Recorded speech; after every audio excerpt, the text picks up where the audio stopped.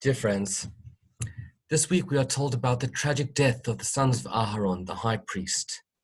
And Aharon's response when he hears it is Vayidom Aharon, which means that he was quiet. He completely accepted what happened to him. It is because he accepted the divine decree that God rewards Aharon and gives Aharon specifically the commandment of not being drunk when he serves in the temple. This whole passage in the Torah is incredibly difficult on an emotional level to understand. How does one simply keep quiet of having lost something as dear as a child, never mind two children? Psychologists tell us that there are various stages which are needed until one arrives at acceptance. There's anger, there's denial, bargaining with God, even depression. And only after all of that, acceptance may come. How does Aharon skip all of these other stages and arrive at Vayidom, an acceptance of what has happened to him? The second of all, on a more technical level, why is the reward specifically hearing about the commandment of not drinking alcohol in the temple as a reward? What was this supposed to show Aharon? How does this relate to his action? There's a very similar story to Aharon's in the Midrash. Rabbi Meir, the author of many a Mishnah, had a wife, Bruria, and she had two children.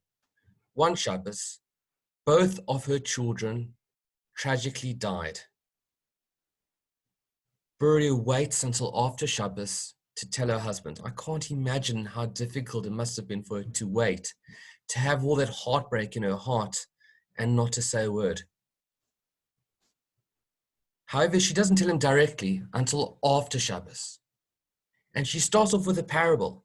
She said to her husband, imagine you borrowed two beautiful jewels from a merchant and let you keep them for a few years. He then comes back to you and asks for his jewels back. Would you return them? Her husband responded, of course I would. It's the logical thing to do. That's what the law requires. She then took him by the hand to her children's room and showed him her two children. And she said, God has taken our jewels. This is an incredibly powerful story, but there are two levels to it. The first is that God gives us certain gifts in our lives. We mustn't assume that those gifts which are given to us are there forever. We think that our loved ones are gifts, but they aren't gifts. They are things which have been given to us to keep and to look after for our Master, the Almighty.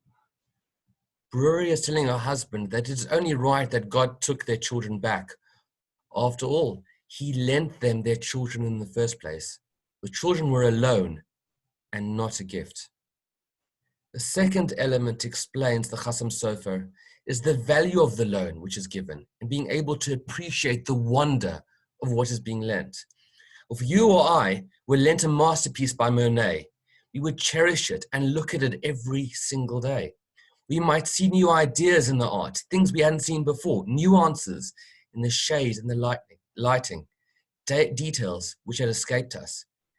Every day brings with it a new detail.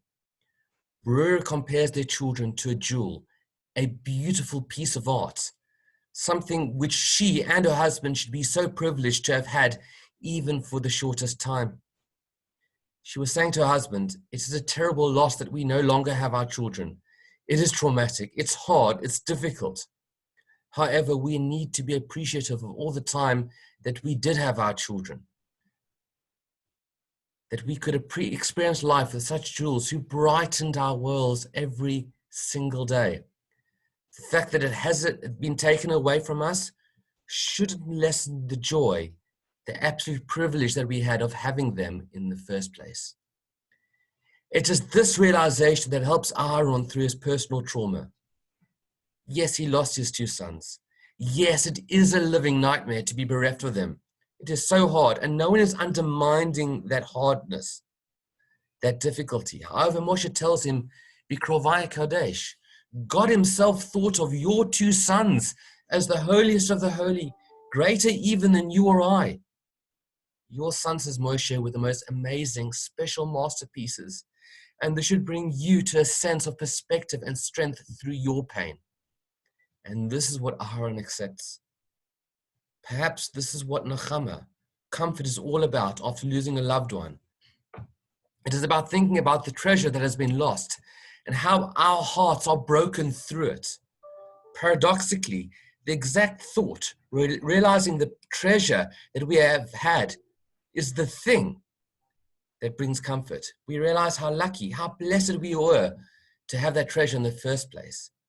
Aaron is gifted with a commandment by God of not drinking alcohol because drinking makes one fuzzy, unable to concentrate on what one has. We forget when we drink alcohol. God tells Aharon, because you chose not to forget about them, you chose to focus and appreciate what you had. I'm giving you a gift to truly appreciate your connection with me. I'm telling you to be completely present with me when you serve me in the temple. I think this is the most amazing idea because it forces every single one of us to think about the gifts, the jewels and masterpieces that we have and that we have had in our lives. Are we appreciating our gifts when we have them? Are we still appreciating them once they've been lost? Are we hugging our children every single day?